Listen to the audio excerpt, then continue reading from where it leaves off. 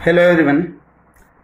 In last video we will complete about the multiple allelism, जिसके अंदर हमने blood group के बारे में बात करी थी, कलर ऑफ कर्नल व्हीट के बारे में बात करी थी, वो हम देख चुके थे। ठीक है, और दोनों के दोनों incomplete dominance and the codominance are the failure of the Mendelism. ठीक है, यानी कि दोनों के दोनों एविडेंस है जो मेंडल के लॉ को फेल करते हैं, जिन्होंने बोला था कि लॉ ऑफ डोमिनेंस, कि जब भी दो चीजें आपस में इंटरेक्ट करेगी तो डोमिनेंट एक्सप्रेस करेगा। बट ना तो इनकम्प्लीट के केस में ऐसा हुआ था, वहां पर भी दोनों ने एक साथ मिलकर एक्सप्रेशन दिया था, और कोडोमिनेंस में दोनों के दोनों एक साथ ही एक्सप्रेस करने लगी थी। तो ये दोनों के दोनों मेंडल के जो लॉ था, लॉ ऑफ डोमिनेंस, उसको फेल करता है। ठीक है, अभी हम मेंडलिज्म पढ़ चुके हैं, इनकम्प्लीट डोमिनेंस पढ़ चुके हैं, टेस्ट क्रॉस पढ़ चुके हैं, मल्टीपल एलिज्म पढ़ चुके हैं। तो उनके जो कुछ शॉर्टकट फॉर्मूला है जीनोटाइप और फिनोटाइप निकालने के, वो मैं आपको एक बार बता देता हूँ। वैसे मैं पहले भी बता चुका हूँ, लेकिन एक बार फिर से बता देता हूँ। फर्स्ट वन है मेंडेलियन इनहेरिटेंस के बारे में, दूसरी हमें बात करनी है टेस्ट क्रॉस के बारे में बात करनी है, और तीसरा जाएगा आपका मल्टीपल एलिलिज्म या फिर एलील के बारे में आ जाएगा। ठीक है, अगर इनमें हमें जीनोटाइप और फिनोटाइप निकालनी है तो क्या क्या हम फॉर्मूला यूज करेंगे, वो चीज देखिएगा। पहले to calculate the to find out the genotype in case of the Mendelism, आपको याद होगा मेंडलिज्म में मोनोहाइब्रिड क्रॉस में जो जीनोटाइपिक रेशियो था वो था आपका 1:2:1। ठीक है, तो यहां पर जो फॉर्मूला जाएगा जीनोटाइप निकालने का, दैट इज 3n। ठीक है, जैसे मोनो हाइब्रिड में एक था तो यहां पर आ गया था आपका 1:2:1 आ जाएगा। ठीक है, टेस्ट क्रॉस में अगर जीनोटाइप निकालना हो तो फॉर्मूला जाएगा 2n। अगर मल्टीपल एलिज्म में जाए, काफी इंपॉर्टेंट है मल्टीपल एलील का एग्जांपल, अगर इसमें निकालना हो तो आपको फॉर्मूला जाएगा n/2 और n+1। जिसे हम ब्लड की बात करें तो ब्लड में n की वैल्यू कितनी थी, n की वैल्यू 3 थी, तो हम कह सकते 3/2 ब्रैकेट में 3+1, तो आपका जाएगा 3/2 इंटू में 4, तो 12/2 गिव द 6। तो 6 जीनोटाइपिक रेशियो थे, वो आपको याद होंगे, तो मैं इसे निकाल सकते हैं। इसी तरीके से हम फिनोटाइप भी निकाल सकते हैं। To find out the phenotype निकालने का क्या फॉर्मूला है, तो मेंडलिज्म के केस में अगर फिनोटाइप निकालने तो 2n, रेशियो था आपका 3:1, वो आ गया था। टेस्ट क्रॉस में जीनोटाइप और फिनोटाइप दोनों का फॉर्मूला सेम रहेगा, दैट इज 2n। और यहां पर अगर फिनोटाइप निकालना हो तो आपका फॉर्मूला जाएगा n+1। अब देखो, जैसे हम ब्लड की बात करें तो क्या था 3+1 तो 4, और फिनोटाइप भी कितने आ रही थी, 4 ही आ रही थी। ब्लड के केस में 4 आई थी ना, कौन कौन सा था, ए ब्लड ग्रुप था, बी था, ए बी और ओ था। तो ये कुछ शॉर्टकट फॉर्मूला है जीनोटाइप और फिनोटाइप निकालने के, जो कई बार कंपटीशन एग्जाम में पूछ ले जाते हैं। ठीक है, हमने मल्टीपल एलिज्म में लास्ट बात करी थी about the skin complexion, skin colour के बारे में बात करी थी कि अगर स्किन कम्प्लेक्शन है तो उसको कंट्रोल करने के लिए 3 पेयर ऑफ जीन यानी कि 6 जीन की रिक्वायरमेंट होगी, इन्वॉल्वमेंट होगी। हमने क्रॉस किया था एक ब्लैक पर्सन को प्योर व्हाइट पर्सन के साथ में, तो हमें इंटरमीडिएट मुलेटो या फिर विटिस कम्प्लेक्शन मिला था। फिर हमने तब उस विटिस को विटिस या फिर मुलेटो को मुलेटो के साथ में क्रॉस करवाया था, तो हमें 64 कॉम्बिनेशन मिली थी। और वहां पर आपको रेशियो भी याद होगा 1, 6, 15, 20, 15, 6, 1, जिससे हमें हिस्टोग्राम मिला था जो बेल शेप का था। हमने वो सारी चीजें लास्ट वीडियो में डील कर ली थी। ठीक है, अभी मल्टीपल एलिज्म से रिलेटेड कुछ एक एक्स्ट्रा पॉइंट हैं, उनकी और बात कर लेते हैं। देखिए, अगर आपको मल्टीपल एलिज्म का एग्जांपल डील करना है तो आप एक सिंगल इंडिविजुअल में करोगे फिर पॉपुलेशन में करोगे, बताइए। अगर मल्टीपल एलिज्म को डील करना है तो आपको सिंगल ऑर्गेनिज्म की रिक्वायरमेंट है या फिर वहां पर पॉपुलेशन की नीड होगी। इन case of the multiple allelism की बात करें तो आंसर होगा that is the two study the multiple allele population, ध्यान देना इधर, पॉपुलेशन एनालिसिस इज रिक्वायर्ड। यानी कि हमें अगर मल्टीपल एलिज्म को डील करना है तो हमें किसको स्टडी करना पड़ेगा, पॉपुलेशन को स्टडी करना पड़ेगा, क्योंकि एक सिंगल इंडिविजुअल में हो सकता है कि म्यूटेशन आ गई हो, ठीक है। तो इसलिए यहाँ पर होगा मल्टीपल एलिज्म का हमने एग्जांपल देख लिया था, कर्नल कोट देख लिया था वीट का, दूसरा हमने देख लिया था किसका, स्किन का देख लिया था, कर्नल कलर ऑफ वीट पहला एग्जांपल था। दूसरा एग्जांपल आ गया था जिसमें कितने नंबर थे, 2 थे, टोटल जीन कितने हो गए थे आपके, 4 हो गए थे। दूसरा था आपका स्किन कलर, स्किन कलर में कितने थे आपके, टोटल 6 जीन थे। अगर पेयर की बात करोगे तो 3 पेयर आ जाएंगे, तो टोटल 6 जीन आ गए थे। इसी तरीके से ड्रोसोफिला की आई कलर, वो भी मल्टीपल एलील का एग्जाम्पल है, ठीक है। तो ड्रोसोफिला आई कलर, इसमें जो n की वैल्यू दैट इज 15, n की वैल्यू कितनी है, 15 है, ठीक है। इसी तरीके से रैबिट कोट, जो रैबिट की जो स्किन है, उसका जो कलर है, उसके जो फर है, उसके बारे में कोट कलर, उसको भी कंट्रोल करने के लिए 4 एलील की रिक्वायरमेंट है। तो n की वैल्यू कितनी हो गई, यहाँ पर 4 हो जाएगी। तो these are the example of the multiple allelism, ठीक है। तो यहाँ पर मल्टीपल एलिज्म या फिर पॉलीजीन कंप्लीट होता है, ठीक है। पॉलीजेनिक इनहेरिटेंस या फिर मल्टीपल एलिज्म या फिर क्वांटिटेटिव इनहेरिटेंस, बात एक ही है। पॉलीजीन से मिलती जुलती एक टर्म और है, दैट इज द पेलियोट्रोपी। तो इसलिए हमें कंफ्यूज नहीं होना है between the polygene and the pleiotropy. तो next one our topic is the pleiotropy condition. देखिए ये जस्ट पॉलीजीन का जस्ट उल्टा होगा। वहां पर हमने क्या बोला था कि बहुत सारे जीन मिलकर एक कैरेक्टर को, एक फिनोटाइप को कंट्रोल करते हैं। जैसे हमने बात करी थी स्किन कम्प्लेक्शन की, कि 6 जीन मिलके एक ही कैरेक्टर को कंट्रोल कर देते थे, स्किन कम्प्लेक्शन को कंट्रोल कर देते थे। बट यहाँ पर क्या होगा, कुछ उल्टा होगा। इसके केस में बहुत सारे जीन मिलके बल्कि एक ही चीज को क्या करते हैं, कंट्रोल करते हैं, एक ही कैरेक्टर को क्या करेंगे, कंट्रोल करेंगे, ठीक है। तो ये इसका जस्ट अपोजिट हो जाएगा। तो डेफिनेशन क्या निकल के आएगी, the phenomena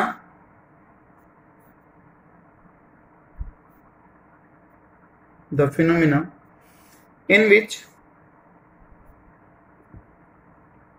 a single gene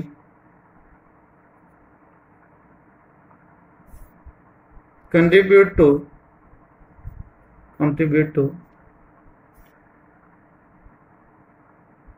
multiple phenotypic trait,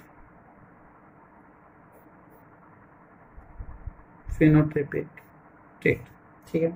ये अगर और सिंपल करना चाहें डेफिनेशन तो ऐसे भी लिख सकते हैं, when A single gene control expression of several character या फिर ट्रेट, ऐसे भी कर सकते हैं, when A single gene control expression of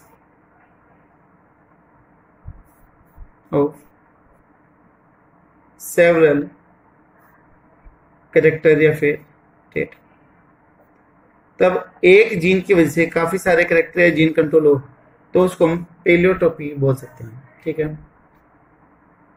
या फिर ऐसे भी बोल सकते हैं कि multiple effect of a single gene is known as the pleiotropy. तो और simple, multiple effect of single gene known as pleiotropy. जो पेलियोट्रोपी वर्ड है इट इज ग्रीक वर्ड, ये ग्रीक वर्ड से है। तो पेलियोट्रोपी 2 चीजों का कॉम्बिनेशन है। पहला वर्ड आपका प्लियोन से है। प्लियोन का मतलब होता है ग्रीक में दैट इज मैनी, और दूसरा है दैट इज प्रोपी। प्रोपी का मीन होता है दैट इज अफेक्ट। तो many effect of a single gene इन्होंने द पेलोटोपी। ठीक है, तो डेफिनेशन यहां पर कंप्लीट होती है। अभी हमें इसके एग्जांपल देखने हैं। इवन जो ये पेलोटोपी है वो मेंडल ने भी ऑब्जर्व करी थी। तो हम इसके एग्जांपल पे ही आ जाते हैं। सबसे पहले आ जाते हैं seed coat colour. Seed coat colour, ये चीज मेंडल ने भी ऑब्जर्व करी। उसने देखा कि जब भी सीड कोट कलर फुला रहा है तो वहां पर कलर फ्लोर आ रहे हैं और कलर ही लीफ एक्सिस आने लग रहा है। ठीक है, अगर सीड कोट कलर कैसा आ रहा है, कलर्ड आ रहा है, कलरफुल आ रहा है, तो वहां पर फ्लोर भी कैसे आएंगे, कलर आएंगे, और जो लीफ एक्सिस है वो भी कैसा आएगा, कलरफुल ही आएगा। अगर इसका जस्ट अपोजिट हो जाए कि जो सीड कोट है वो कैसा आ रहा है, कलरलेस आ रहा है, तो फ्लोवर भी कैसा होगा, कलरलेस, और जो लीफ एक्सिस है वो भी कैसा होगा, कलरलेस होगा। ठीक है, तो यहां पर लिख सकते हैं if seed coat come colorful then flower and leaf axis will be colorful। तो वो भी कैसे होंगे, कलरफुल होंगे। एंड इफ, दूसरे पेन से लिखता हूं, if seed coat is colorless then flower and leaf axis will be colorless। तो मतलब क्या हुआ कि जो सीड कोट कलर का जो जीन है, जो सीड कोट को कंट्रोल कर रहा है, वो जो जीन है वो फ्लोवर के कलर को भी कंट्रोल कर रहा है और साथ के साथ में लीफ एक्सिस को भी क्या कर रहा है, कंट्रोल कर रहा है। तो एक जीन का देखो इफेक्ट क्या हो गया, सीड कोट पे भी हो गया, फ्लोवर के कलर पे भी हो गया और लीफ एक्सिस पे हो गया। तो एक जीन की वजह से 3 इफेक्ट आने लग रहे हैं। तो किसका एग्जाम्पल हो गया आपका, तो पेलियोट्रोपी का एग्जाम्पल हो गया। ठीक है, इसी तरीके से हम कुछ और एग्जाम्पल भी देखते हैं। और कौन कौन से एग्जाम्पल आ जाएंगे इसमें। Second example, Pisum sativum, garden pea का साइंटिफिक नेम है। तो इसमें जो स्टार्च ब्रांचिंग एंजाइम है वो भी इसको अफेक्ट करता है। तो यहां पर आ जाएगा example SBE, starch branching enzyme, starch branching enzyme. ठीक है, इसको बनाने वाला क्या होगा, जीन होगा, SBE जीन होगा। तो जो जीन है दैट इज SBG। ठीक है, स्टार्च ब्रांचिंग जीन, जो इस एंजाइम की फॉर्मेशन करता है। SBG क्या बनाएगा, स्टार्च ब्रांचिंग जीन है वो क्या बनाएगा, SBE, स्टार्च ब्रांचिंग एंजाइम बनाएगा, जो ब्रांच बनाने के लिए क्या है, रेस्पॉन्सिबल है। तो हम ये बोल सकते हैं कि जो B जीन है, SB जो जीन है,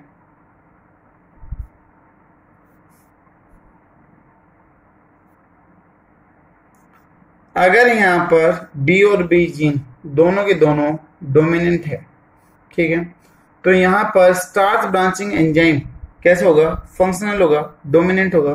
तो यहां पर हम कर सकते हैं SBE, starch branching enzyme is functional. भाई ये तो जीन है ना, तो ये जीन क्या बनाएगा, एंजाइम बनाएगा।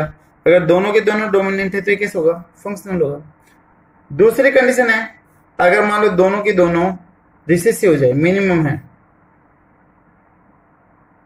ये वाली कंडीशन है, तो यहां पर जो एंजाइम है वो कैसा हो गया, नॉन फंक्शनल हो गया। अब देखो जितनी ज्यादा ब्रांचिंग होगी, जितनी ज्यादा ब्रांचिंग होगी तो सीड उतना ही ज्यादा क्या होगा, गोल शेप का होगा, राउंड शेप का वहां पर होगा। ठीक है, अगर वहां पर ब्रांचिंग कम है, लेस है, तो वहां पर सीड कैसे हो जाएगा, रिंकल हो जाएगा। तो यहां पर ये सीड कैसा आता है जिसके अंदर बी और बी जीन होता है, तो राउंड शेप सीड आता है। और दूसरी तरफ क्या है, यहां पर रिंकल सीड है, ठीक है, जिसकी रिंकल शेप है। अगर इस दोनों को हम क्रॉस करवा देते हैं तो आने वाली जनरेशन में हमें मिलता है कैपिटल बी स्मॉल बी मिला, ठीक है। अब इसका साइज कैसे हो गया, इंटरमीडिएट हो गया, ना तो ये फुली राउंड हुआ और ना ही क्या हुआ, रिंकल हुआ। तो ये जो सीड आया उसके अंदर हल्की सी क्या थी, रिंकल थी। तो ये हो गया आपका इनकम्प्लीट डोमिनेंस भी शो कर रहा था, ठीक है। इसके अलावा यहां पर जो ब्रांचिंग थी वो भी क्या हो गई थी, कम हो गई थी। जो स्वीटनिंग इंडेक्स था वो भी क्या था, लेस था। स्वीटनेस कैसे था, लेस था, ठीक है।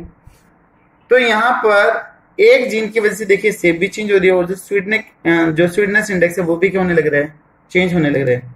तो ये भी किसका एग्जांपल हो गया, पेलियोटोपी का एग्जांपल हो गया। पेलियोटोपी में और कौन सी एग्जांपल आ जाएंगे, उसके बाद में हम कुछ एग्जांपल फिर डिटेल से पढ़ेंगे। तो यहां पर आपके एग्जांपल आ जाएंगे और that is sickle cell anaemia, जिसको हमने कोडोमिनेंस में भी पढ़ा था। अब सिकल सेल एनीमिया में क्या होता है कि जिस पर्सन को सिकल सेल एनीमिया हो जाता है, यानी कि ये कंडीशन हो जाती है, ये कंडीशन हो गई, तो उसकी जो शेप है आरबीसी की वो कैसे हो जाएगी, सिकल शेप हो जाएगी, दराते की जैसी हो जाती है। जो आरबीसी है वो कैसे हो जाएगी, सिकल शेप हो जाएगी, दराती की जैसी हो जाएगी। तो सिकल का मीन रहता है दराती, जिससे फील्ड में कटाई करी जाती है, तो उसके जैसी शेप हो जाती है। तो आरबीसी कैसे हो गई, सिकल शेप हो गई। RBC get change into sickle shape, sickle shape की जैसे हो गई। पहले कैसे होती है आपको पता है, नॉर्मली आरबीसी कैसी होती है, या तो ओवल बोलते हैं या फिर कैसे बोल देते हैं, बाइकॉनकेव बोल देते हैं। इसके व्यू के ऊपर डिपेंड करेगा, अगर ऊपर से देखेंगे तो ओवल, अगर साइड से देखेंगे तो बाइकॉनकेव दिखाई देगा, ठीक है। शेप चेंज हो गई, तो यहां पर जो हीमोग्लोबिन के मॉलिक्यूल है वो बाइंड हो जाते हैं और सिकल की टाइप में वो अरेंज होते हैं। तो जो हीमोग्लोबिन के फ्री मॉलिक्यूल थे वो चिपक जाते हैं और ऐसे रोड लाइक स्ट्रक्चर बना देते हैं। तो अब यहाँ पर फ्री ऑक्सीजन की अमाउंट क्या जाएगी, कम हो जाएगी। तो यहाँ पर लिख सकते हैं haemoglobin molecule get fuse and make filament like structure, so free surface for auto binding get decrease, ठीक है। तो जो ऑक्सीजन को बाइंड करने की जो कैपेसिटी थी वो क्या हो गई, डिक्रीज हो गई। अभी देखो जिस पर्सन के अंदर सिकल सेल एनीमिया है, कैरियर भी हो सकता है और आपका होमोजाइगस कंडीशन भी हो सकती है, लेकिन जिसके अंदर सिकल सेल एनीमिया है वहां पर अभी ऑक्सीजन कम होगी, तो हम बोल सकते हैं कि बॉडी के अंदर लो अमाउंट ऑफ ऑक्सीजन, ऑक्सीजन की अमाउंट कम हो गई, तो डाइजेशन कैसे होगा, अफेक्टेड होगा। तो प्रॉब्लम इन डाइजेशन, इसके अलावा ब्रीथिंग, सांस काफी जल्दी फूलने लगेगा, एंड न्यूरल प्रॉब्लम, यानी कि जो ब्रेन की प्रॉब्लम है वो भी होगी, क्योंकि हमारे ब्रेन को काम करने के लिए दो चीज चाहिए, एक तो शुगर और दूसरी चाहिए ऑक्सीजन। अगर ऑक्सीजन नहीं मिलेगी तो भी प्रॉब्लम हो जाएगी। तो देखिए अभी एक जीन के बदलते ही, सिकल सेल एनीमिया के एक जीन के बदलते ही शेप भी चेंज हो गई, ऑक्सीजन की अमाउंट भी हो गई, यहाँ पर डाइजेशन भी, ब्रीथिंग भी, नोजिया भी, न्यूरल डिसऑर्डर भी, बहुत सारे कैरेक्टर एक साथ अफेक्ट हो गए। तो एक किसका एग्जांपल हो गया, सिकल सेल एनीमिया का एग्जांपल हो गया, ठीक है। पेलियोटोपी का एग्जांपल हो गया। इसको हम और डिटेल से पढ़ेंगे, लास्ट में जाएंगे तब क्रोमोसोमल और जीन डिसऑर्डर पढ़ेंगे, तो वहां पर इसको हम डिटेल से पढ़ेंगे। और अभी सिर्फ नाम लिखते हुए चलते हैं, क्योंकि आगे फिर हमें काफी सारे ऐसे डिसऑर्डर्स देखने हैं। एक आ जाएगा आपका सिस्टिक फाइब्रोसिस, सिस्टिक फाइब्रोसिस। एक आ जाएगा आपका PKU, दैट इज फिनाइल कीटोउरिया।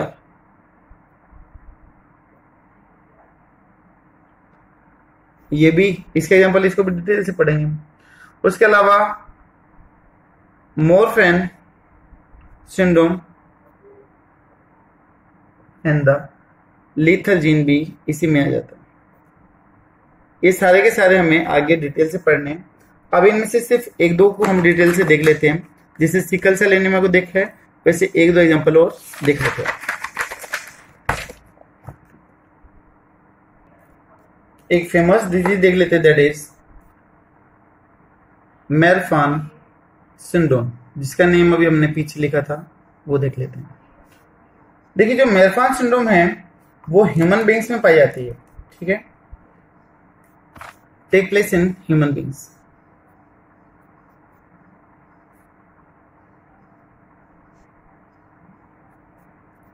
इसमें भी बहुत सारे सिम्टम्स एक साथ दिखाई देते हैं। तो group of symptoms get appear, काफी सारे सिम्टम्स एक साथ दिखाई देंगे डिजीज के। कौन कौन से सिम्टम्स दिखाई देंगे वो चीज देखेंगे। कौन कौन से सिम्टम्स हैं? थिननेस, जो पर्सन है काफी ज्यादा लीन, पतला हो जाता है। ज्वाइंट हाइपर मोबिलिटी, जो ज्वाइंट है वो एक लिमिट से ज्यादा मोबाइल हो जाते हैं, काफी ज्यादा फ्लेक्सिबिलिटी हो जाते हैं। लिम्स एलोंगिनेशन, ये जो प्रॉब्लम है लिम्स एलोंगिनेशन, इसके साथ में एक खास बात जुड़ी हुई है, एक खास नाम जुड़ा हुआ है। इसमें नाम आता है अब्राहम लिंकन जी का, सुना होगा। उनकी खास बात बोलते कि उनके हाथ सबसे ज्यादा लंबे थे, उनके जो हाथ थे वो उनके घुटनों तक चले जाते थे। तो बोलते कि जो अब्राहम लिंकन जी है वो इसी प्रॉब्लम से सफर करने लग रहे थे। तो यहां पर नाम आ जाता है अब्राहम लिंकन जी का, जो अमेरिका के राष्ट्रपति थे। तो अब्राहम लिंकन, ठीक है, बोलते कि उनके हाथ काफी लंबे थे जो घुटनों तक पहुंच जाते थे, ठीक है। तो ऐसी धारणा यहाँ पर जुड़ी है। इसके अलावा और कौन से कैरेक्टर्स दिखाई देते हैं ऐसे अफेक्टेड पर्सन के अंदर? वहां पर जो लिम्ब है उसका तो इलोंगेशन हो गया था, इसके साथ में जो आई लेंस है वो भी डिसलोकेट हो जाती है, ठीक है। जो आई लेंस है गेट डिसलोकेट, अपनी पोजीशन से हट जाता है। देखो, अगर अपनी पोजीशन से हट जाएगा तो वहां पर जो ब्लाइंडनेस है वो भी आ जाएगी, ठीक है। तो मे बी कोज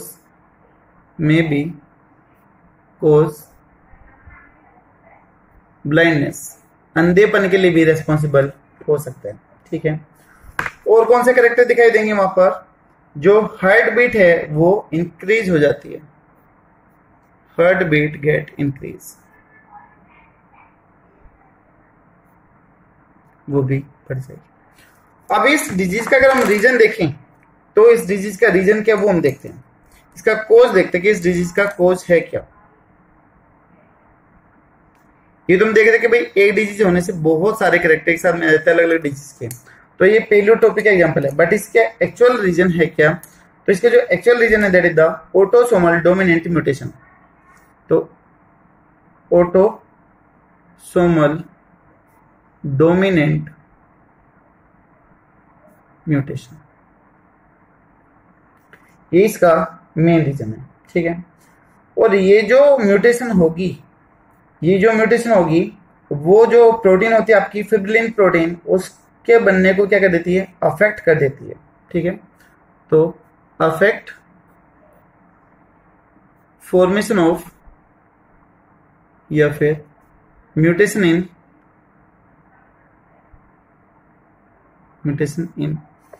प्रोटीन का नाम है दैट इज फिब्रिलिन।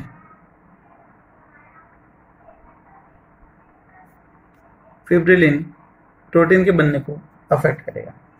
अगर देखो ये प्रोटीन अफेक्ट हो गई तो यहां पर जितनी भी चीजें सारी प्रोटीन से, भाई मसल्स है वो भी प्रोटीन से जुड़ी हुई है, ज्वाइंट है मसल्स और जो ज्वाइंट है बोन है वो भी प्रोटीन की वजह से जुड़ी हुई है। जो ब्लड वेसल्स है आरोटा वगैरह की, वो भी यही कवर करती है। आई का जो लेंस है वो भी प्रोटीन से जुड़ी थी, तो उसकी वजह से ये सारे के सारे सिम्टम्स वहां पर दिखाई देना स्टार्ट हो जाते हैं। ठीक है, उसके बाद में एक जो दूसरा नाम आ जाता है डिजीज का, दैट इज द पोरफायरिया वेरिगेटा। सिलेबस में नहीं है, वैसे ही आपको ओरली बता देता हूँ, अदरवाइज सिलेबस पे बहुत ज्यादा लंबा खींच जाएगा। पोरफायरा वेरिगेटा सिर्फ लिख देता हूं,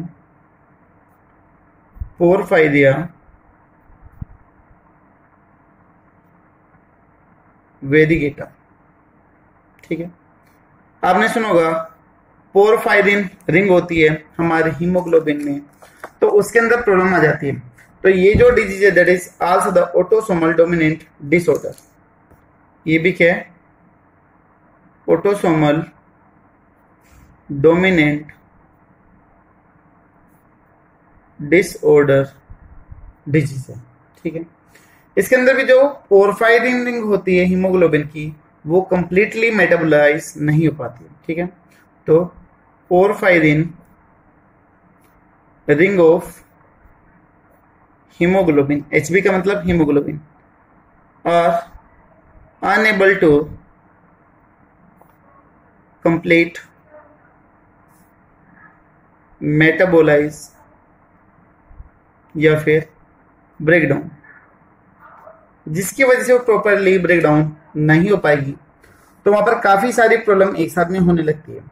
एब्डोमिनल पेन होने लगता है, मस्कुलर वीकनेस आने लगती है, फीवर होने लगती है, जो पल्स रेट है वो बढ़ जाती है, इंसोम्निया कंडीशन हो जाती है, हेडेक कंडीशन आ जाएगी, और इवन विजन प्रॉब्लम भी हो जाती है। ठीक है, तो ये सारे काफी सारे जो सिम्टम्स है वो एक साथ दिखाई देना स्टार्ट करते हैं। तो यहाँ पर लिख देता हूँ कि कौन कौन से हैं इसमें सिम्टम्स, कौन कौन से हैं, या फिर ग्रुप ऑफ सिम्टम्स भी बोल सकते हैं। इसमें आपका जाएगा एब्डोमिनल पेन, पेन हो जाएगा, मस्कुलर वीकनेस आ जाएगी, इसके अलावा हेडेक, इसके अलावा इंसोम्निया कंडीशन हो जाएगी, विजन प्रॉब्लम हो जाएगी, ऐसे जाएगी। ठीक है, और भी छोटे छोटे काफी सारी प्रॉब्लम एक साथ दिखाई देती है। तो देखो, एक जीन के बदलते ही काफी सारी डिजीज एक साथ दिखाई दे रही है। तो एक जीन का क्या हो गया? मल्टीपल इफेक्ट हो गया, तो that is known as the pleiotropy. इस डिजीज के साथ भी एक फेमस नेम जुड़ा हुआ है, दैट इज ग्रिगोर या फिर जॉर्ज भी बोल सकते हो, George third king, George king of England. ठीक है, इंग्लैंड के जो जॉर्ज थर्ड थे उनके अंदर भी ये प्रॉब्लम मानी जाती है कि उनके अंदर ऐसा हुआ था। ठीक है, तो ये कुछ फेमस एग्जांपल हो गए हैं किसके? पेलियोटोपी के। इसी तरीके से आ जाता है एक आपका कॉटन में भी आता है वो जीन जो कॉटन की बाउल्स के शेप को कंट्रोल करता है, उसके साइज को कंट्रोल करता है। तो यहाँ पर नेक्स्ट वन हम कर लेंगे cotton ball size of cotton को कंट्रोल करने वाला जीन भी उसकी लीफ के साइज को भी कंट्रोल करता है, लीफ के पर जो पैचेज आएंगे उसको भी अफेक्ट करता है। इसके अलावा एक है आपका gene VG gene in drosophila, जिसको आप फ्रूट फ्लाई बोलते हो। तो उसके अंदर भी उसकी जो एग नंबर है, जो लाइन होंगी एग की ओवरीज के अंदर, उसको कंट्रोल करेगा। उसके अलावा उसकी बॉडी के ऊपर जो पैचेज होंगे उसको कंट्रोल करेगा। इसके अलावा जो इसका मेन इफेक्ट होगा वो कहलाएगा आपका, that is the primary effect. Pleiotropy की वजह से जो सबसे मेन इफेक्ट आ रहा है दैट इज द प्राइमरी या फिर मेजर इफेक्ट कहला रहा है, प्राइमरी या फिर मेजर इफेक्ट। जो सबसे मेन इफेक्ट होगा एक जीन का वो कहलाएगा आपका प्राइमरी या फिर मेजर कहलाएगा। ठीक है, main effect of pleiotropy gene. For example देखिएगा, जैसे सिकल सेल एनीमिया में हमने देखा था तो बहुत सारे छोटे छोटे चेंज आ रहे थे, बट वहां पर मेन चेंज क्या था?